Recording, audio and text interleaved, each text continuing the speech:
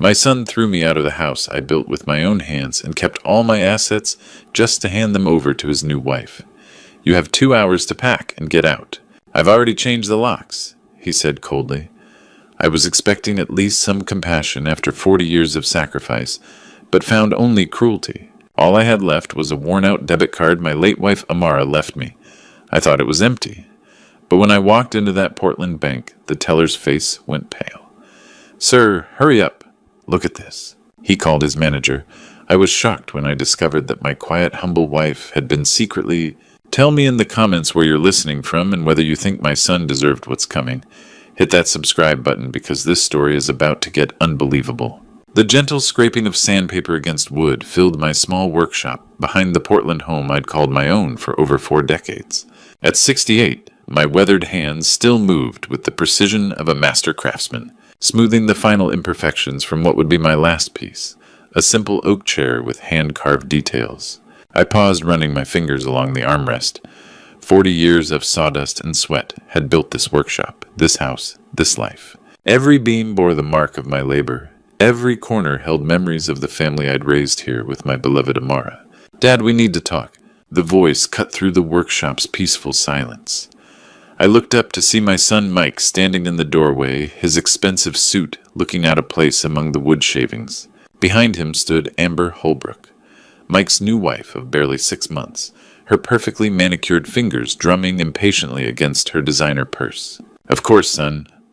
I set down my sandpaper and smiled, though something in Mike's expression made my chest tighten. What's on your mind?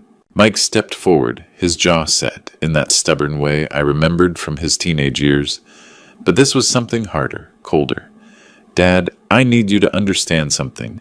Amber and I are starting our own family now. We need space, privacy. Well, the house is plenty big, I began, but Mike cut me off with a sharp gesture. No, Dad, you don't understand. Mike's voice carried a finality that made my blood run cold. I need you to move out. Today. The words hit me like a physical blow. I gripped the edge of my workbench. Move out. Son, this is my home. Our home. I built this place with my own hands before you were even born. Amber stepped forward, then her smile as artificial as her platinum blonde hair. Graham, surely you can see this is for the best. Mike has worked so hard to build his company, and we really do need the space for our future children. This workshop, this house, your mother and I, we built this together. Every room holds 40 years of memories.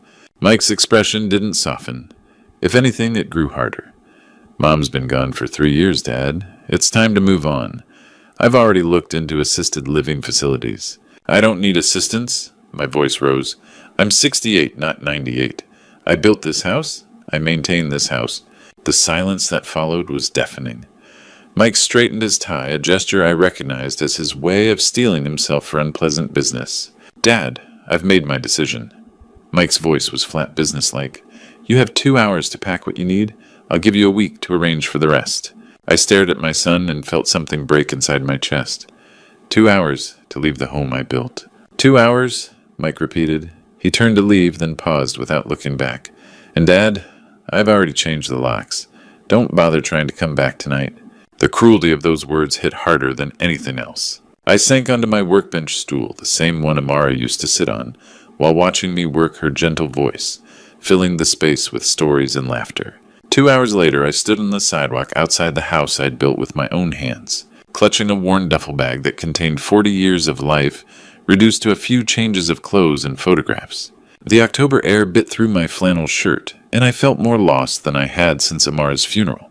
My hands shook as I opened my wallet, counting the meager bills inside, barely enough for a motel room for a few nights. But as my fingers moved through the worn leather compartments, they brushed against something I'd forgotten. Was there a faded blue debit card bearing the name Amara Whitman? I held the card up to the streetlight, studying the worn plastic that had sat untouched in my wallet for 3 years. Amara had always been secretive about her little investments, as she called them. I'd never paid much attention. She handled the household finances while I focused on my carpentry work. Maybe there's still something left, I whispered to the empty street, the card trembling in my weathered fingers, like a lifeline thrown to a drowning man. The next morning, I walked into First National Bank with nothing but hope and desperation. I'd spent the night in a cheap motel, staring at the ceiling, and trying to make sense of how my life had crumbled in just 2 hours. The faded blue card felt like my last lifeline. Maybe Amara had left enough for a security deposit on a small apartment. I approached the teller windows and chose the youngest one, hoping he might be patient with an old man fumbling through what was probably an outdated account. "Good morning, sir. How can I help you today?" The nameplate read Scott Anderson. I slid the worn card across the counter, feeling embarrassed by its faded condition. "I'd like to check the balance on this account, please. It belonged to my late wife." Scott picked up the card and began typing on his computer. At first, everything seemed routine, but then something changed. His typing slowed, then stopped altogether. His eyebrows drew together in confusion. "Is there a problem?" I asked, my heart sinking. Scott looked up at me, then back at his screen, his face pale. "Sir, I need to get my manager. Please just give me one moment." He walked quickly toward a glass office. Through the walls, I could see him speaking urgently to a middle-aged woman in a navy suit. She looked up sharply, her gaze finding me across the banking floor. Within moments, she was walking toward me. Her nameplate identified her as Linda Garrison, branch manager. "Mr. Whitman," she said, extending her hand, "would you mind if we spoke privately in my office? This account requires some special handling." My stomach dropped. Special handling. "Is there some kind of problem?" Linda's smile was careful. "Not a problem, sir. Quite the opposite. Mr. Whitman, this account is flagged as a high-priority legacy trust. I've been with this bank for 15 years, and I've never seen anything quite like this." She led me to her office. "Before we proceed, I need to verify a few details. Your wife was Amara Whitman, correct? And she passed away approximately 3 years ago." "Yes," I said quietly. "She died of cancer, but I don't understand. She never mentioned any special accounts. We lived modestly. I'm just a carpenter." Linda exchanged a glance with Scott, then turned her computer monitor toward me. "Sir, your wife was apparently much more than that. This account is connected to a series of investment portfolios that have been growing for over 30 years. My hands gripped the arms of the chair as numbers began appearing on the screen. Investment accounts, stock portfolios, real estate holdings. The figures seemed impossible, surreal. "Mr. Whitman," Linda said gently, "are you feeling all right?" But I couldn't speak. I could only stare at the screen at numbers that seemed to dance before my eyes. Numbers with more zeros than I'd ever imagined possible. Numbers that represented a fortune I never knew existed. My modest carpenter's salary had been our only income, or so I'd thought. But here displayed in stark black and white was evidence of something else entirely. Investments in companies I'd heard of but never dreamed we could afford. Stock purchases dating back decades. Real estate holdings across multiple states. "Amara," I whispered, my voice barely audible in the quiet office. "What did you do?" In the bank's private vault, Linda handed me a sealed envelope that had been waiting in Amara's safety deposit box for 3 years. My hands trembled as I broke the wax seal, recognizing my wife's careful handwriting. "My dearest Graham," the letter began, "if you're reading this, it means I'm no longer with you, and you found yourself in a situation where you need this anchor. I've prepared." I had to pause, wiping my eyes. Even in death, Amara's voice came through so clearly. That gentle wisdom that had guided our family for 43 years. "You probably think I was just your simple wife who clipped coupons and tended the garden. But Graham, I was watching. Every night when you fell asleep after your long days in the workshop, I was reading about technology, about companies that were going to change the world." A memory surfaced Amara at the kitchen table with newspapers scattered around her, always asking about those computer companies. I'd smiled and told her I was better with wood than technology, never realizing she was building our future while I built furniture. Starting in 1992, her letter revealed, I began investing small amounts of money I saved from our household budget, from selling my quilts.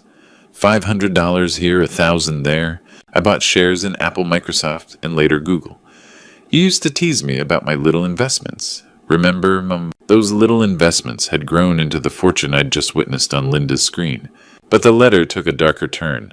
"Graham, I saw how money changes people. I watched it happen to families in our neighborhood, and I saw the early signs in our own son. The way Mike's eyes would light up when he talked about wealth. The way he began measuring success only in dollars. I remembered those conversations, now Mike's growing obsession with status, with having the biggest house, the most expensive car. Amara had tried to warn me, but I'd dismissed it as young ambition. I saw it in Mike's eyes, that hunger," the letter continued, The way he looked at our house, calculating its value. The way he talked about maximizing assets. I knew that someday when I was gone, he would see you as an obstacle to his inheritance. Amara had predicted yesterday's betrayal, years before it happened. So I created this anchor, my love. Not to spoil you, but to ensure you have options when you feel cornered. I designed it to activate only in desperation because I know your pride. You would never have accepted charity, even from your own wife. The final paragraph made my chest tighten. Don't let him destroy what we built together, Graham. This money isn't just numbers. It's 43 years of love, sacrifice, and dreams. Use this gift wisely, protect our legacy, and don't let greed win. The letter was signed simply, Forever yours, Amara. I folded the letter, carefully pressing it against my chest, as if I could somehow hold onto her presence. Linda sat quietly, giving me space to process this revelation. I won't let you down, Amara, I whispered to the empty vault, but as I tucked the letter into my jacket pocket, a new determination settled in my chest. Amara had given me the tools, but she'd also given me a warning about our son. If Mike had betrayed me so easily, what else was he capable of? But first I need to know what Mike is really doing. 3 days later, I sat across from Lucas Hartwell, private investigator, in his modest office overlooking downtown Portland. The man came highly recommended, a former police detective who specialized in corporate fraud. Mr. Whitman, Lucas said, we'll look into contracts, client relationships, and financial records. But I need to warn you, sometimes families don't like what we find. I thought about Amara's letter. My wife saw something in our son years ago that I was too blind to notice. I need to know the truth. Lucas opened his laptop. Digital Dynamics Corp. Tech consulting and software development. Let's see what we can find. Over the next week, Lucas worked methodically.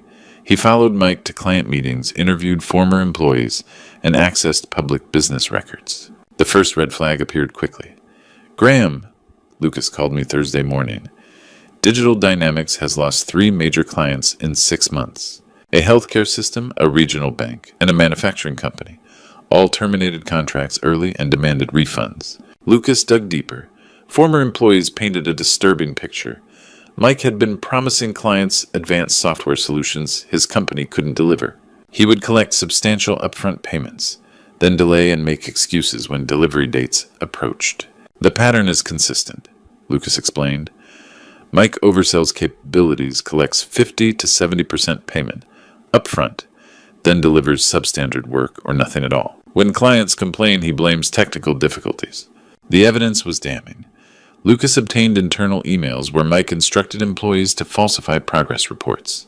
There were invoices for software licenses never purchased and timesheets showing work never performed.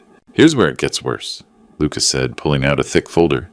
Mike's been creating fake financial reports for potential investors. He's claiming revenue that doesn't exist and hiding client losses. My hands shook looking through the documents. Email chains showed Mike lying directly to investors. Bank statements revealed upfront client payments, diverted to personal expenses, Amber's shopping, expensive vacations, luxury cars. The healthcare system paid him $200,000 for a patient management system he never delivered, Lucas continued. The bank paid $150,000 for security software that was actually a basic program he bought for $3,000 and rebranded. I felt sick. This wasn't business failure, this was deliberate fraud. Mike's been using the company's reputation to secure personal loans, claiming the business as collateral. He owes nearly $500,000 to various creditors, and Digital Dynamics doesn't have assets to cover it. The scope of my son's deception was staggering. He was systematically stealing from clients, lying to investors, building a house of cards about to collapse. Lucas placed the thick folder between us. Graham, your son isn't just failing, he's committing fraud. Wire fraud, investor fraud, breach of contract. We're talking federal crimes. I opened the folder with trembling hands. Page after page of evidence, forged documents, falsified bank statements, email chains detailing deception. One particularly damaging email showed Mike bragging to Amber about stupid clients who pay upfront for promises.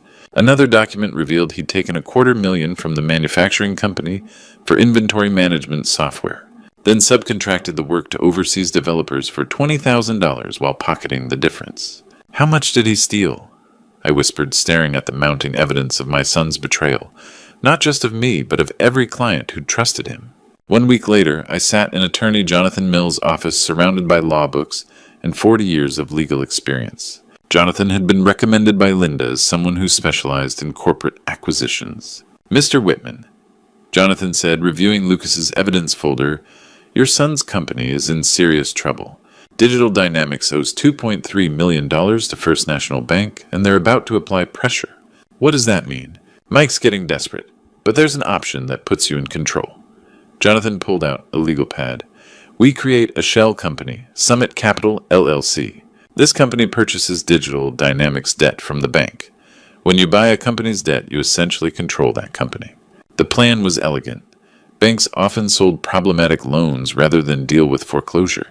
If Summit Capital purchased Mike's debt, I'd become his primary creditor with controlling leverage. "Mike won't know who's behind Summit Capital until we choose to reveal it," Jonathan explained. Over 3 days, Jonathan worked precisely. He established Summit Capital with me as sole owner, created banking relationships, and contacted First National's commercial lending department. The bank was receptive. Mike had been late on payments for 4 months, and his declining revenue made them nervous. "They'll sell the debt for 70 cents on the dollar," Jonathan reported.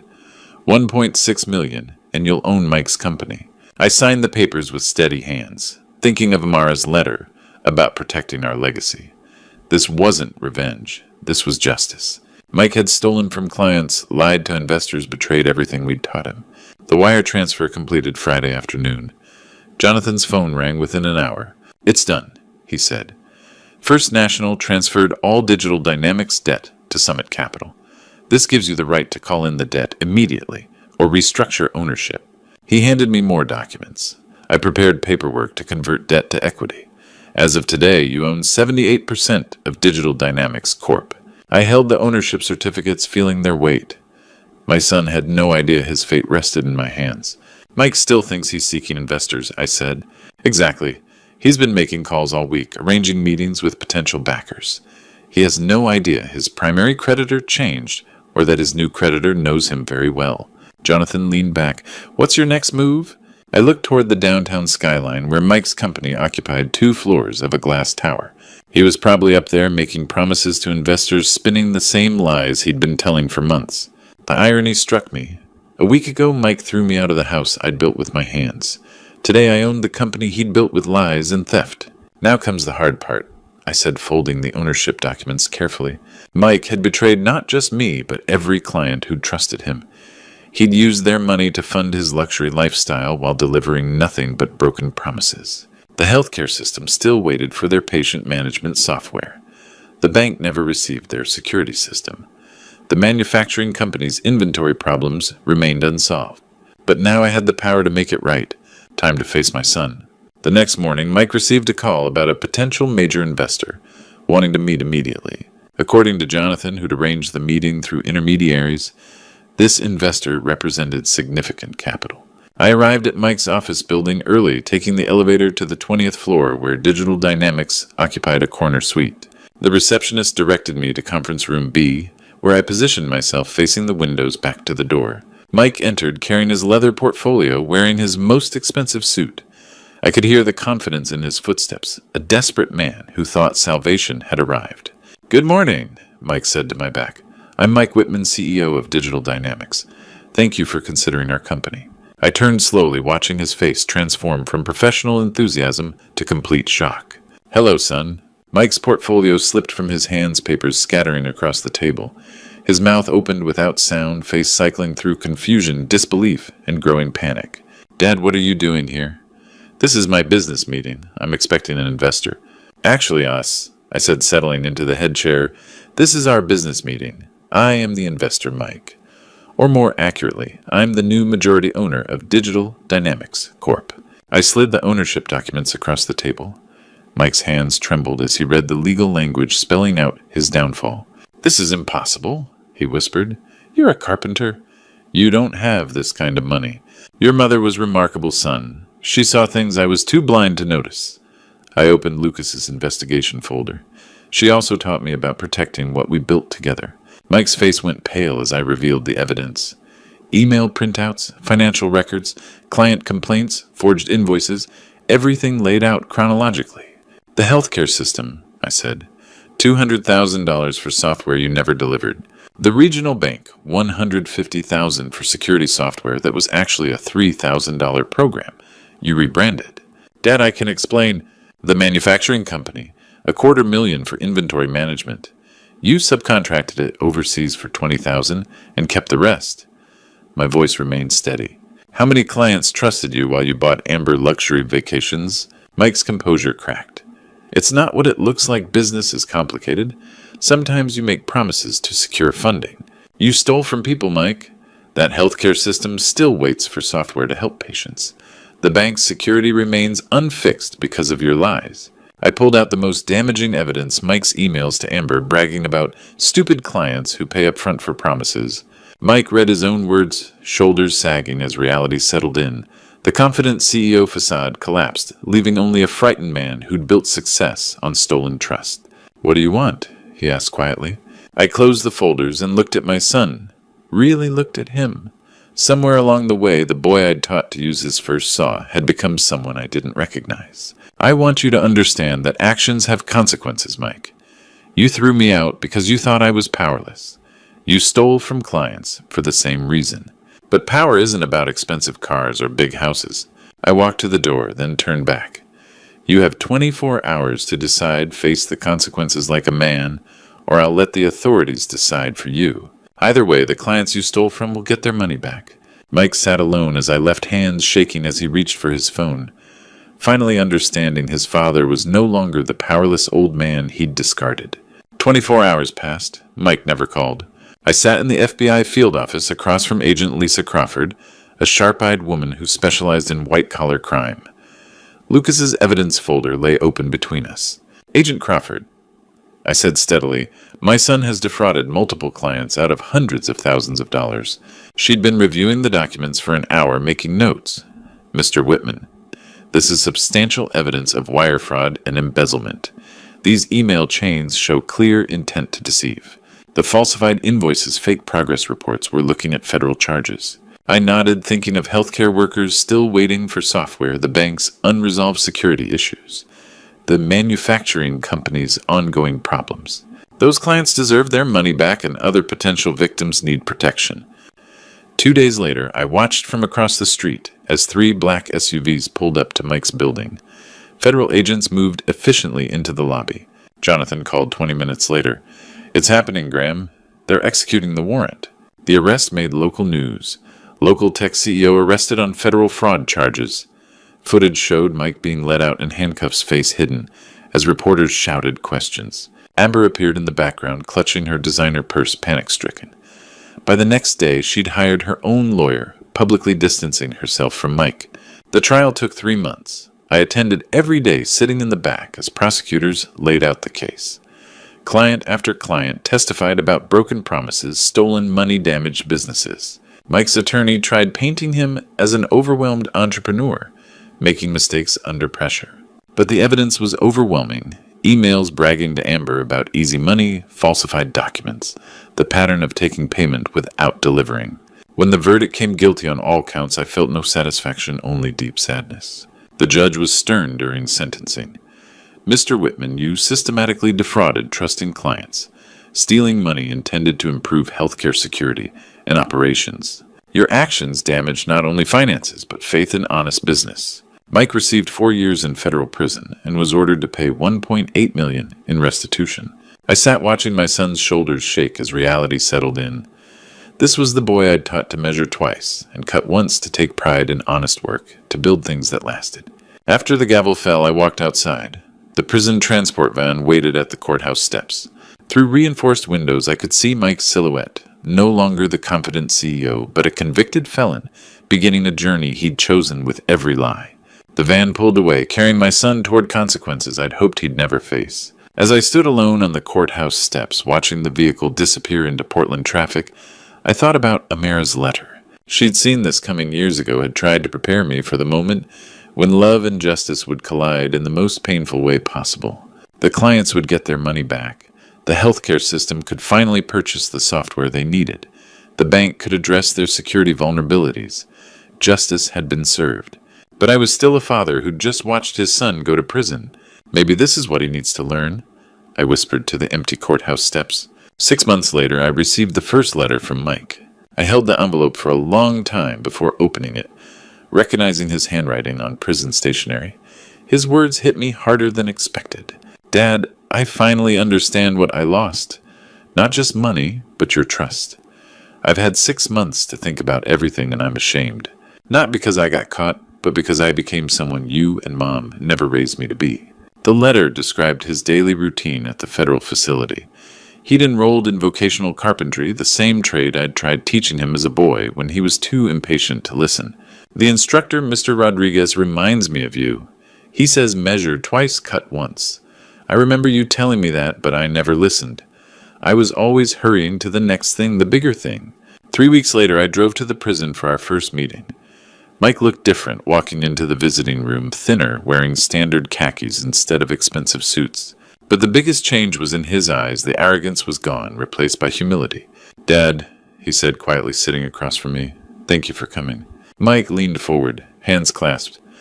I don't expect forgiveness. I know what I did was unforgivable. Those clients trusted me and I stole from them. I stole from you, too. I stole the son you thought you'd raised. Justice had to be served, son, I replied. But you're still my boy. Mike's eyes filled with tears. I've been writing letters, Dad, to every client I defrauded. Not asking forgiveness, I don't deserve that. Just acknowledging what I did. Taking responsibility. He told me about the woodworking shop, how sawdust and tools reminded him of our old workshop. How he was learning patience, precision, honest work's value. Mr. Rodriguez says I have natural ability. Guess it runs in the family. He's teaching me furniture, making proper joinery. Things you tried teaching me when I was too stubborn. What are your plans when you get out? Mike straightened. I want to work, Dad. Real work. Pay back every penny I stole, even if it takes my whole life. Maybe construction carpentry is something honest. Build things instead of tearing them down. I studied his face for signs of old manipulation. But I saw genuine remorse, a man finally understanding his actions' weight. The healthcare system got their software, I told him. I made sure of it. The bank, too. All your clients got their money back. Mike nodded, tears streaming. Thank you. I know that was you, not the restitution order. You didn't have to do that. Yes, I did. It was the right thing to do. As visiting hours ended, Mike stood. Dad, I know I have no right to ask, but when I get out, could I maybe work with you? Learn the trade properly this time. I looked at my son and saw glimpses of the boy I'd once known, the one who'd gotten lost somewhere along the way. We'll see, Mike. Focus on becoming the man your mother would be proud of. Driving home, I felt something I hadn't experienced in months. Hope. Mike was learning, growing, becoming someone different behind those walls. Amara, I said to the empty car, he's learning. But pulling into my driveway, I realized something else. Mike's redemption was only part of the story. Amara had given me more than just the means for justice. She'd given me the opportunity to create something lasting. Now I need to build something worthy of your legacy. 2 years later, the Whitman Learning Center opened its doors on a crisp October morning in Portland. I stood before the modest brick building holding the ceremonial scissors as local news cameras captured the ribbon-cutting ceremony. The center had been built with Amara's investment fortune transformed from numbers on a screen into something real, something that would help people rebuild their lives. This center represents second chances, I told the small crowd gathered on the sidewalk. It's for anyone who wants to learn a new skill, find honest work, or simply discover that it's never too late to start over. Inside, the classrooms were equipped with woodworking stations, computer labs, and spaces for teaching practical skills like home repair and small engine maintenance. The smell of fresh sawdust reminded me of my old workshop, but this time it represented hope rather than solitude. Mike had been released from prison 3 months earlier. True to his word, he'd spent his time learning carpentry and had written letters to every client he'd defrauded. More importantly, he'd learned something that couldn't be taught in any classroom: humility. Mr. Patterson, Mike said patiently to a 70-year-old former factory worker, let's try that email attachment one more time. There's no rush, we have all day. I watched from the doorway as Mike guided the older man through the computer basics class. The arrogant CEO who'd once bragged about stupid clients was gone, replaced by someone who understood that teaching required patience and genuine care. Our first graduating class had been small, 12 students ranging from 55 to 78 years old, but every one of them had found employment or started their own small business. Mrs. Pierce now ran a successful furniture repair service. Robert Martinez had launched a handyman business that stayed booked solid. Dad Mike said during our lunch break, "Mrs. Williams wants to know if we can add a sewing class next semester. She thinks there's demand for alterations and mending services." I nodded, making a note. Mike had become my unofficial program coordinator, and his ideas were always practical and thoughtful. Working together had slowly rebuilt the trust between us, not through grand gestures, but through shared purpose and daily proof of his changed character. "That's a good idea," I said. "Your mother always said the community needed more places where people could learn practical skills." At the end of the day, after the last student had left and Mike had gone home to his small apartment, I sat in my office looking at the framed photograph on my desk. Amara smiled back at me from our wedding day, her eyes bright with the same wisdom that had guided her secret investments decades ago. The center was more than just a training facility. It was proof that money could be transformed into something meaningful. Every student who learned a new skill, every person who found work, every small business that started here was part of Amara's true legacy. "Thank you, Amara," I whispered to the photograph. "Your legacy lives on, not in money, but in second chances." Outside, Portland's evening lights were beginning to twinkle. Tomorrow would bring new students, new challenges, new opportunities for people to rebuild their lives with dignity and purpose. The Whitman Learning Center had become exactly what Amara had envisioned, an anchor for people who needed stability, a place where honest work was valued, and where second chances weren't just possible, they were guaranteed. Looking back at my journey, I realized that sometimes the hardest lessons come from the people we love most. My story isn't just about betrayal or revenge. It's about understanding that true stories like mine happen every day when families are torn apart by greed and misplaced priorities. "Don't be like Mike" was don't let success blind you to what really matters. I've heard countless grandpa stories from other men my age, and they all echo the same truth. Money changes people, but character defines them. When Mike threw me out of my home, he thought he was eliminating an obstacle. What he didn't realize was that he was destroying the foundation of everything we'd built together. But here's what I learned, and what I want every father and son to understand.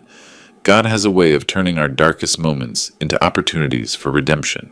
When I found Amara's letter and discovered her investments, I knew God was giving me the tools, not just for justice, but for healing. And when Mike finally learned humility behind prison walls, I saw God's hand working in ways I never expected.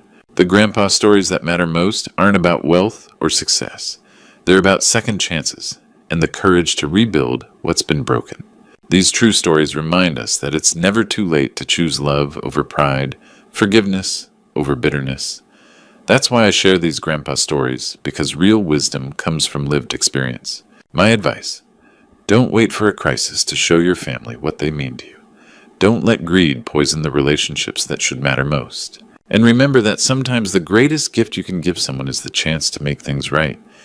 These true stories teach us that redemption is always possible. What's your second chance story? Share it in the comments below. And don't forget to subscribe for more inspiring tales of family forgiveness and finding hope in the darkest moments. Your story might be exactly what someone else needs to hear today. Every night, my son said he was working on his car in the garage. At 3 a.m., I heard a loud crash, and his voice whispering, "Don't let the old man find out." I hid and watched him load a heavy bag into his truck. When the bag opened, I froze when I saw what he had been hiding from me. Hit subscribe and tell me in the comments where you're watching this story from. What would you do if you discovered your own family was hiding something this big? I've always been a light sleeper. At 65, running Brennan Antiques in Charleston's historic district for 40 years teaches you to listen for trouble. But that November night, something woke me that had nothing to do with my usual concerns. The clock read 3:17 a.m. Our old Charleston single house was quiet except for familiar settling sounds. My wife, Margaret, had passed 3 years ago, leaving just Derek and me in this big place on King Street. Then I heard it. A muffled thud from the garage, followed by Derek's pickup starting up. My heart quickened. Derek, 35, and working at the Charleston Heritage Museum, had always been responsible. 3 a.m. truck runs weren't his style. I slipped to the bedroom window facing the side yard. What I saw sent a chill down my spine. Derek was moving between the garage and his Ford F-150, carrying a heavy canvas bag. the kind we used at my shop for transporting delicate pieces. He moved carefully, like someone avoiding detection. The garage light cast shadows across the driveway. Derek's face looked strained as he hefted the bag into the truck bed. For a moment, the canvas gaped open. Even from my second-floor window, I could see the unmistakable gleam of silver, genuine antique pieces. There was an ornate picture frame, definitely 18th century from the gilding. My trained eye caught colonial-era silver that made collectors' hearts race. But here's what made my stomach drop. Some pieces looked familiar. That silver tea service, wasn't that the Revere reproduction from my shop's display case? And that frame looked exactly like one from my back room. Derek made 2 more trips carrying bags and wrapped bundles. With each load, my confusion deepened. If these were from my shop, why sneak them out at 3 a.m.? More troubling, there were items I didn't recognize. Valuable pieces that looked like they belonged in a museum. A museum like the Charleston Heritage Museum where my son worked? Derek closed the tailgate and stood looking back at the house. I stepped away from the window instinctively. When I looked again, he was driving away. The headlights disappeared down King Street. I stood there 10 more minutes, mind racing through disturbing possibilities. Derek had keys to my shop, knew the security codes, had my complete trust.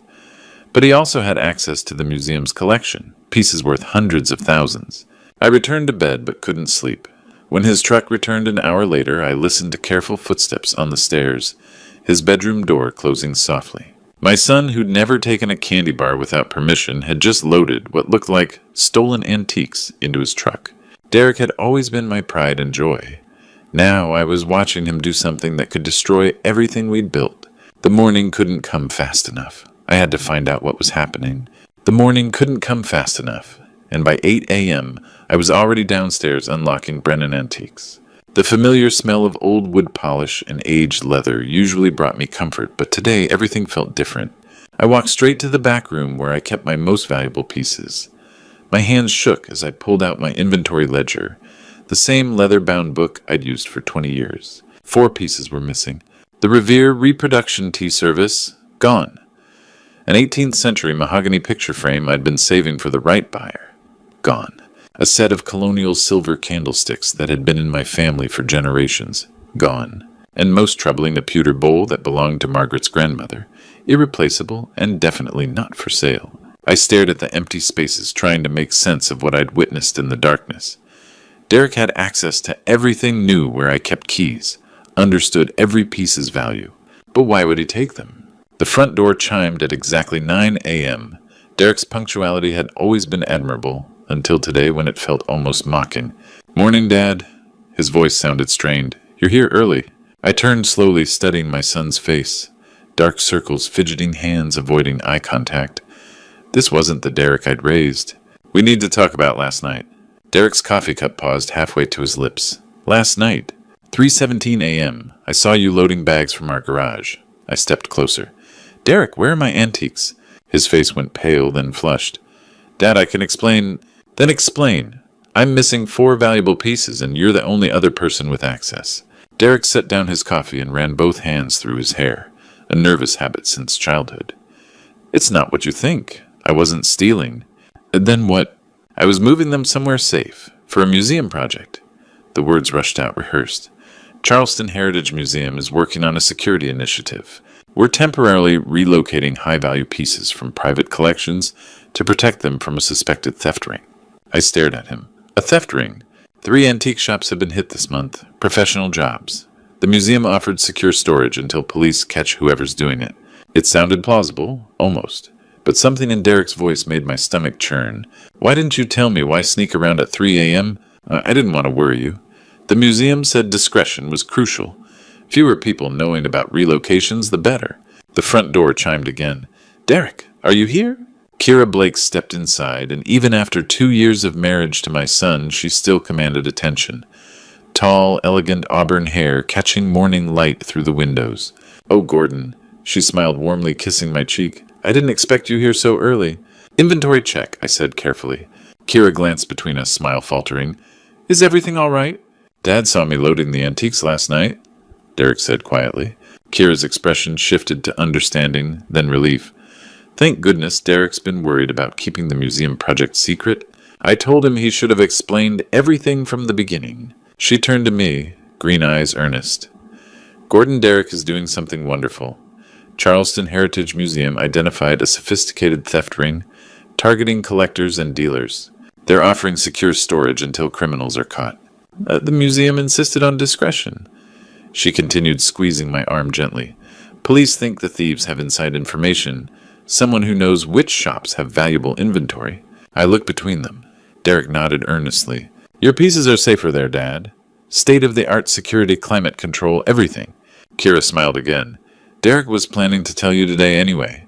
The storage period is almost over. I wanted to believe them. Paternal instinct said trust my son. But something nagged at me, some detail that didn't fit. When do I get them back? Soon, Derrick said. Very soon? I nodded slowly, letting their explanations settle over my doubts. Maybe 40 years in antiques had made me too suspicious. Maybe I was being paranoid. But 2 hours later, my world would collapse completely. 2 hours later, my world collapsed completely. 3 sharp knocks echoed through Brennan Antiques. Through the window, I saw a Charleston police cruiser already drawing stares from King Street tourists. Charleston Police, we need Derrick Brennan. The lead officer, stern-faced and 40-ish, held up an official document. We have a warrant to search these premises and vehicles registered to Derrick Brennan. We're investigating theft from Charleston Heritage Museum. The words hit like a physical blow. There must be some mistake. Is that Derrick Brennan's Ford F-150 Outback? I nodded numbly, thinking of those bags I'd watched him load 8 hours earlier. Officers moved through my shop with practiced efficiency, photographing everything, checking serial numbers. Customers slipped out quietly. My life's work had become a crime scene. Derrick arrived as they finished searching his truck. Dad, what's... He stopped, seeing the police cars, the gathering crowd. Derrick Brennan, you're under arrest for theft of cultural property. What? No, there's been a mistake. But there hadn't been. In Derrick's truck, wrapped in museum cloth, they found 6 Charleston Heritage Museum pieces. 18th century silver colonial paintings, artifacts worth hundreds of thousands. Mixed with them were my 4 missing antiques. Derrick, how is this possible? I watched them read his rights. Dad, I can explain. His voice cracked. This isn't what it looks like. Kira arrived as they handcuffed Derrick, running frantically in heels, pushing through gawkers. Derrick, oh my God, what's happening? When she saw the handcuffs, she sobbed. Completely genuine sounding. Officers, please, there's been a terrible mistake. Ma'am, step back. Derrick talked to me. Derrick looked at his wife with pure anguish. Kira, I'm sorry. I'm so sorry. Sorry for what you're scaring me. The performance was flawless. Kira clutched Derrick's arm as they led him away, tears streaming, voice breaking with apparent confusion and terror. Gordon, do something, call a lawyer. I stood frozen, watching my son loaded into a police car like a common criminal. Phones came out recording the spectacle. 40 years building my reputation, and now this. We'll need you at the station for questioning Mr. Brennan, the officer told me. The police cars pulled away with Derrick. The crowd dispersed, already spreading news through Charleston's tight-knit district. By evening, everyone would know Derrick Brennan had been arrested for theft.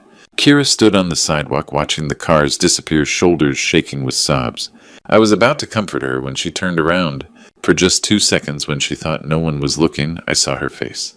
The tears remained, but her eyes were completely cold, calculating. No grief, no shock, no confusion, only satisfaction. She caught me staring and immediately shifted back to devastated wife, but I'd seen enough. That night I couldn't sleep. Something was very wrong about Kira. The next morning I made a decision that would change everything. Instead of wallowing in shock, I was going to find out the truth about my daughter-in-law. I'd spent 40 years building relationships in Charleston's antique community. Time to use them. My first call was to Margaret Wells at Palmetto Antiques. We'd traded pieces and information since the 70s. Margaret, it's Gordon. Have you ever heard anything about Kira, my daughter-in-law? A pause. Kira Blake. The redhead can't say I have. Why, just curious about her background. She's been family for 2 years, but I don't know much about her past. 3 more calls to dealers yielded nothing. Kira had never been involved in Charleston's antique scene before marrying Derrick. For someone married to a museum curator and living with an antique dealer, that seemed odd. Next, I turned to social media. Kira's profiles were perfectly curated. Beautiful photos of her and Derrick at restaurants, galleries, museum events. But scrolling back through 2.5 years of posts, something struck me. There was nothing before Derrick. No college friends, no family photos, no history. Her social media began exactly when she started dating my son. I pulled out Derek's photo albums. There. Their first date inscription, Kira and me at Magnolia Plantation, September 15th, 2.5 years ago. I checked Derek's employment records. He'd started at Charleston Heritage Museum September 1st, 2.5 years ago. 2 weeks. Kira met Derek just 2 weeks after he started his museum job. Coincidence. My 40 years in business had taught me to be suspicious of coincidences involving valuable objects and attractive women. I needed more information, and I knew who to ask. Mrs. Dorothy Ashford lived next door, a sprightly 80-year-old who'd been watching the neighborhood since the Eisenhower administration. I found her deadheading roses with surgical precision. Dorothy, have you noticed anything unusual about Kira lately? Her eyes sharpened. Funny you should ask. I've been wondering about that girl for months. What do you mean? She's been having meetings at that cafe on Meeting Street with outdoor tables.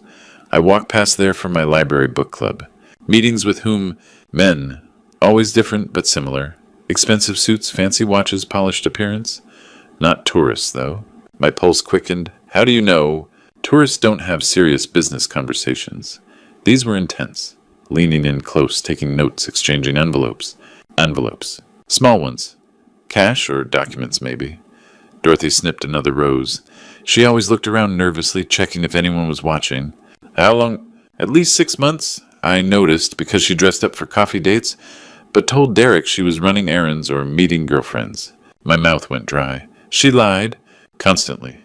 Once I heard her tell Derek she was grocery shopping, but I'd just seen her walking back from Meeting Street without bags.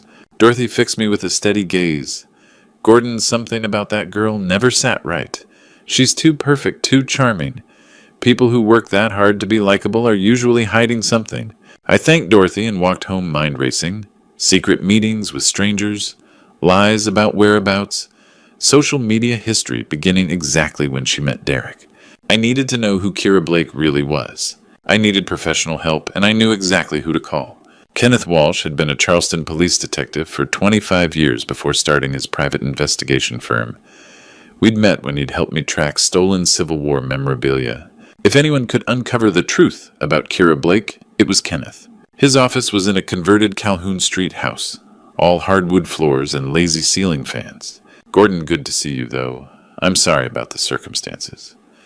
Kenneth was lean 50-ish, with the steady gaze of someone who'd spent years reading lies. Tell me what you need. I explained everything. Derek's arrest, the mysterious antiques, Kira's explanations, Mrs. Dorothy's observations about secret meetings. Kenneth took notes, asking occasional questions. When I finished, he leaned back. You think the wife's involved?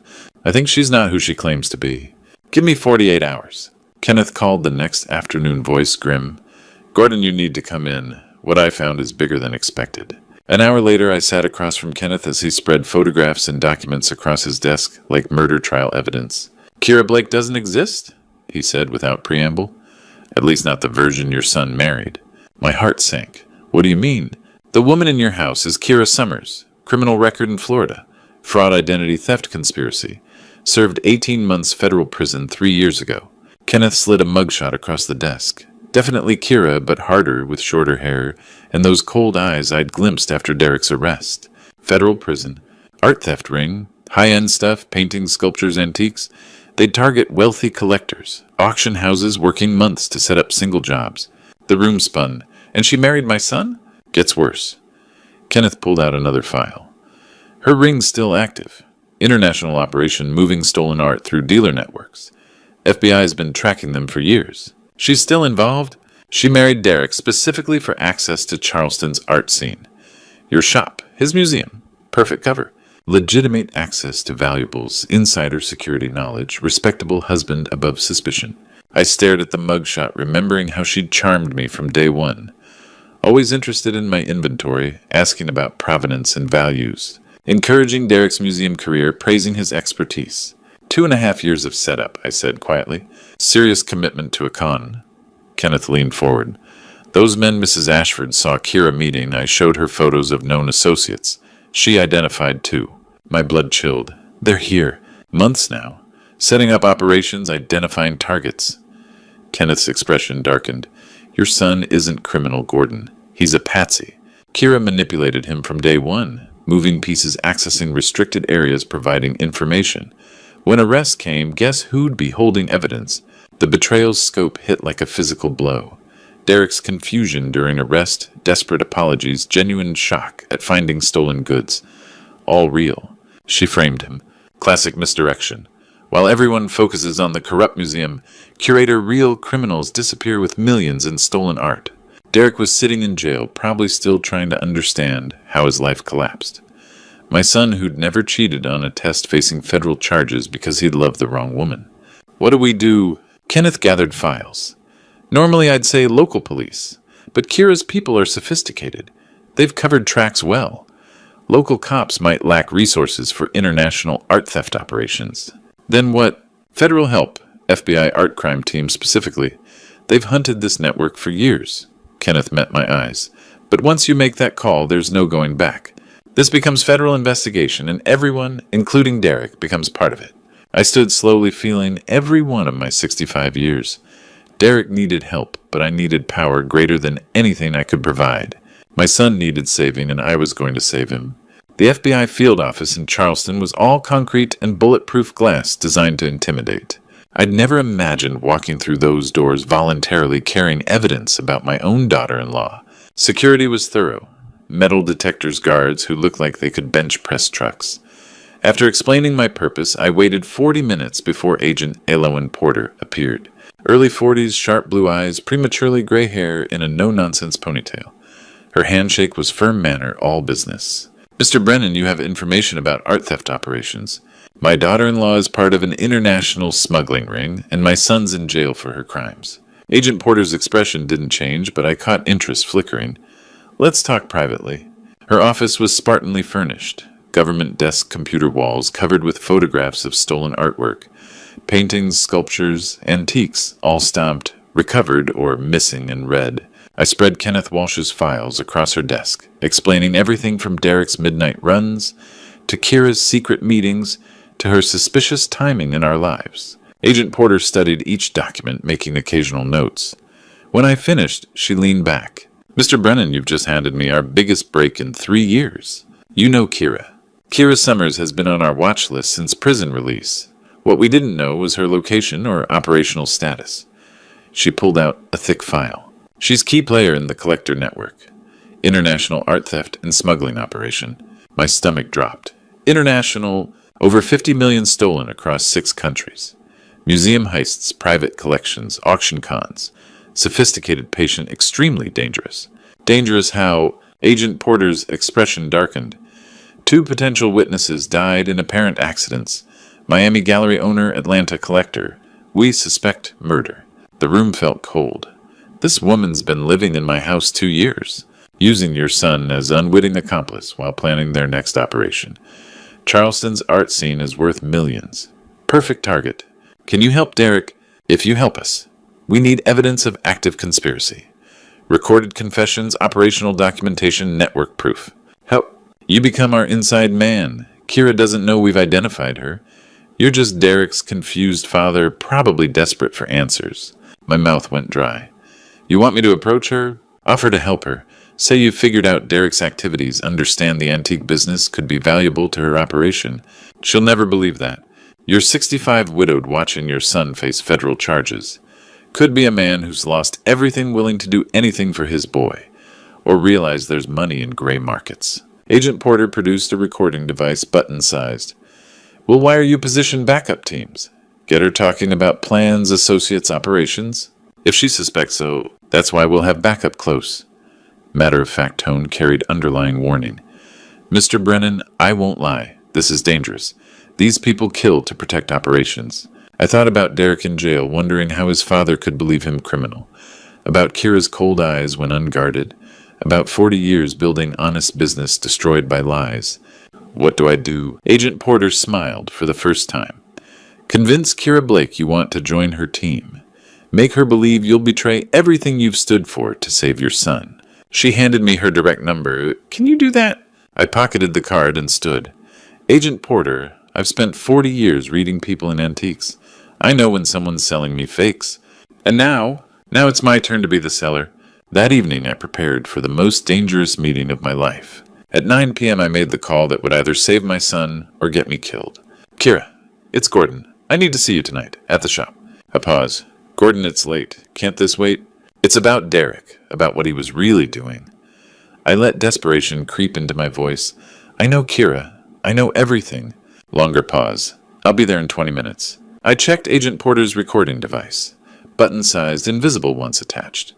FBI teams were positioned around King Street, but felt miles away as I waited in my darkened shop.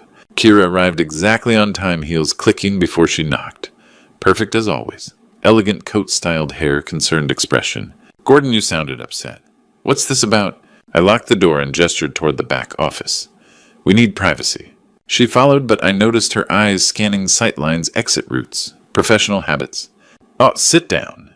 I settled behind my desk, projecting broken old man. I've been thinking since Derek's arrest. We all have. It's been horrible. Has it or exactly what you planned? Something shifted in her posture. I don't know what you mean. I think you do. 2.5 years of planning. Meeting Derek 2 weeks after he started the museum job. Her mask slipped slightly. Gordon, you're not thinking clearly. More clearly than in months. I pulled out Kenneth Walsh's file. Kira Summers, federal prison, art theft conspiracy. She went still. Only the old building's settling sounds remained. How did you... Does it matter? Question is what now? Kira calculated, weighing options. What do you want? My son out of jail, and compensation for being played. Compensation. You used my shop connections reputation. Derek's going to prison for your crimes. Cut me in on profits. She laughed like breaking glass. You think you can blackmail me? I think we can help each other. You need legitimate access to Charleston's market. Someone who knows collectors' weak auction house security. I leaned back. I need money for Derek's defense. Kira studied me, then slowly smiled. I always suspected you were smarter than you seemed. Smart enough to know when I'm beat. Derek's finished. I don't have to be. What exactly are you proposing? Partnership. Tell me what you're really after, I help you get it. You make Derek's charges disappear, give me percentage. Kira pulled out her phone, sent a quick text. Derek's charges can't disappear, but they can be redirected. Redirected how? Made to look like he was coerced by someone else. Her smile turned predatory. Someone like you. Desperate father who forced his son to steal from his employer. My blood chilled. That wasn't the plan, but it's what's happening. Unless you'd prefer Derek's federal prison cell. She leaned forward, voice dropping to intimate whisper. You want to know the beautiful part? Gordon Derek never suspected a thing. I spent 2 years making him fall so deeply in love, he'd do anything I asked. Move inventory after hours for security reasons. Access restricted museum areas for special projects. He was so eager to impress me. You manipulated him. I destroyed him. Pure satisfaction in her voice. And when the time came, I made one anonymous call to police about suspicious activity at Brennan Antiques. Derek was so confused when they found stolen goods in his truck. Kept saying he was just helping his wife with museum business. Outside car doors slammed, multiple vehicles. Kira's smile widened. Did you really think I didn't know you'd try something? 3 large men in expensive suits walked through my door without knocking. Gentlemen, Kira said pleasantly, meet Derek's father. He's been asking too many questions. The largest cracked his knuckles. Should we take him somewhere private? Kira looked at me with those cold eyes. No need. Your son is in jail, Gordon. No one left to protect you. She stood slowly savoring the moment. Time to send you on your way. I'd heard everything needed to save Derek, but might not live to use it. Kira nodded to the largest man. Make it quick and clean. He reached inside his jacket, and I saw the metallic glint of a gun barrel. This was it. I was about to die in my own shop, surrounded by 40 years of carefully collected antiques. I did the only thing I could think of. I ran. Overturning my desk chair, I bolted toward the front of the shop, weaving between display cases and furniture. Behind me, I heard Kira curse, and the heavy footsteps of her enforcers giving chase. Don't let him reach the street, she shouted.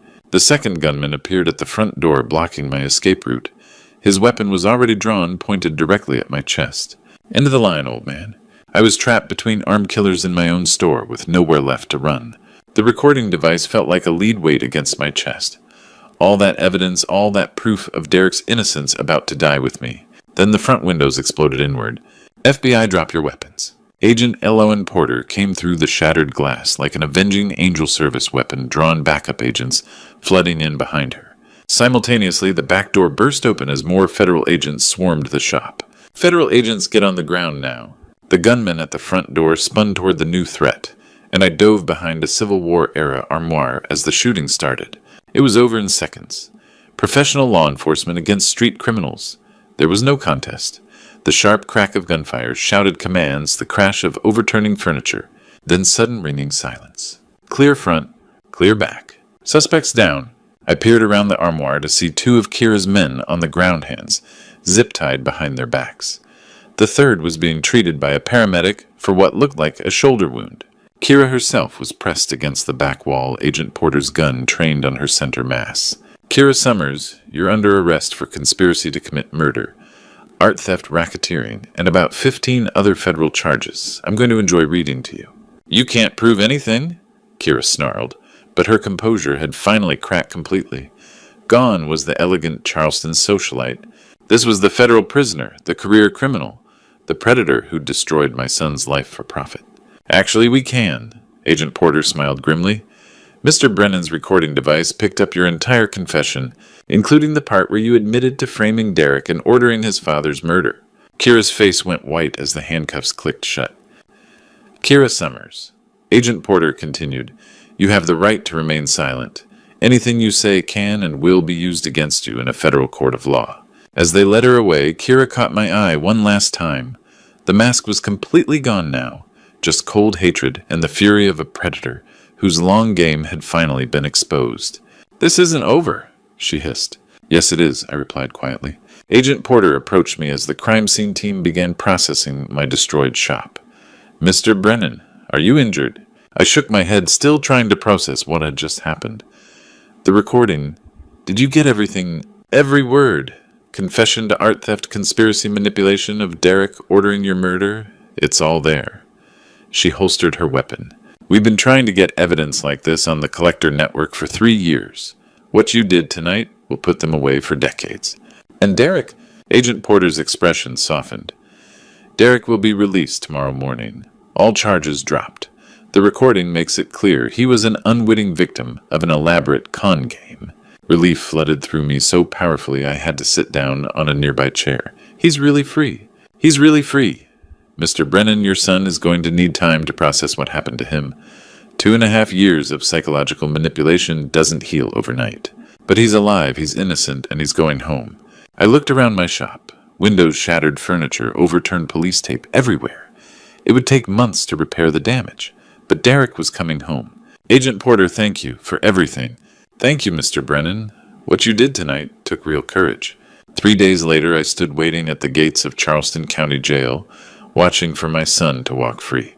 3 days later, I stood at Charleston County Jail gates, watching the most important door in my world swing open. Derek emerged blinking in November sunlight, wearing clothes from his arrest 4 days earlier.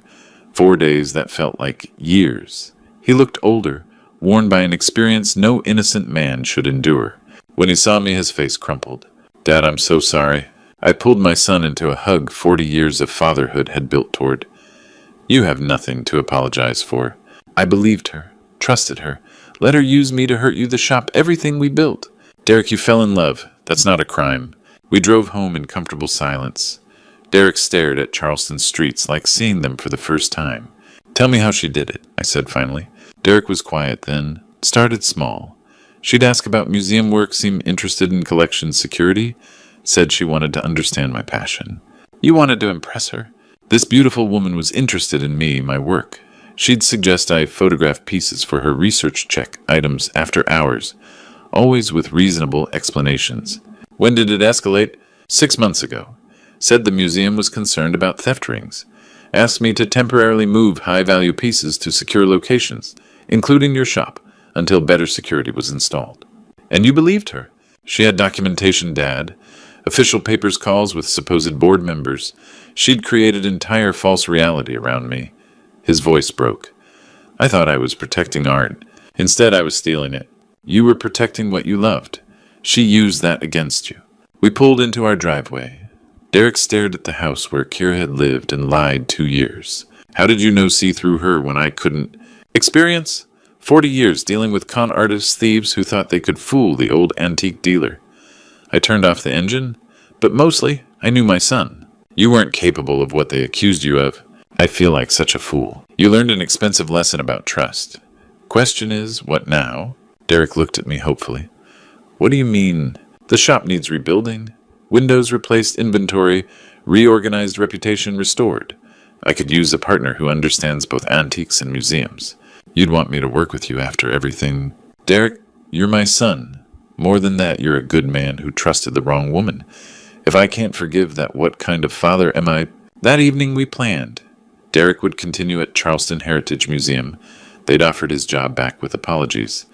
But evenings and weekends he'd help rebuild Brennan Antiques. We'll make it stronger than before. Derek said, sketching security improvements. We'll make it honest, I corrected. That's all it needs to be. A month later, Brennan Antiques reopened with new windows, better security, and a sign reading, Father and Son Est, 1984. Business was better than ever. Surviving international art theft conspiracy was good publicity. Derek was healing slowly, but surely. The museum promoted him to senior curator, and I'd learned 65 wasn't too old to be a hero when family needed saving. How do you trust again after something like this? Derek had asked. Carefully, thoughtfully. But you do trust because the alternative is living in fear. And you remember that wisdom comes from surviving times when trust was misplaced. Sometimes the greatest antiques aren't objects.